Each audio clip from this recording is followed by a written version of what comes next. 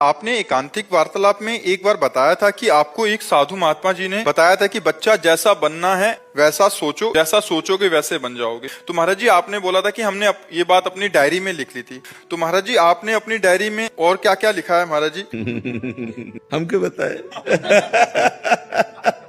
भाई वो personal diary है। संतों से जो सुना, जो अनुभव हुआ, वो दो डायरी बनाए। एक सन्यास की डायरी है और एक वैष्णव मार्ग में जब चले तो इसकी डायरी।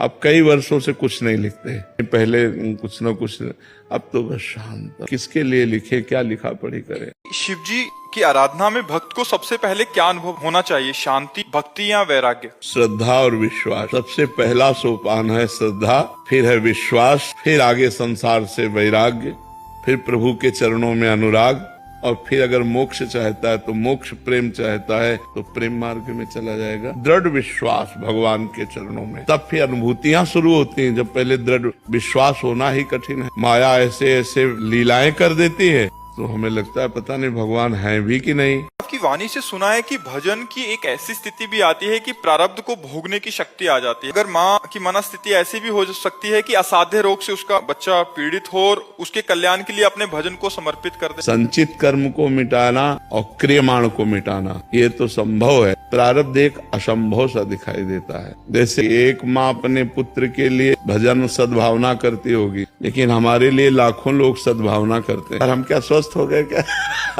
कुमार जी, अगर उनकी दुआओं का और उनके प्रेम का क्या भाव हुआ? उनका भाव प्रेम का यही है कि हमारा जो मन है वो किडनी के दुख से दुखी नहीं हो पा रहा। संकल्प विकल्प ना करें। उचित यही है कि हम अपने भजन को भगवान को समर्पित करें और भगवान से प्रार्थना करें कि ये जीव जो पुत्र रूप में आया सुख प्रदान करे, चाहे प्रारब्ध मिटा के, चाहे प्रारब्ध को भोगने की सामर्थ्य दे करके।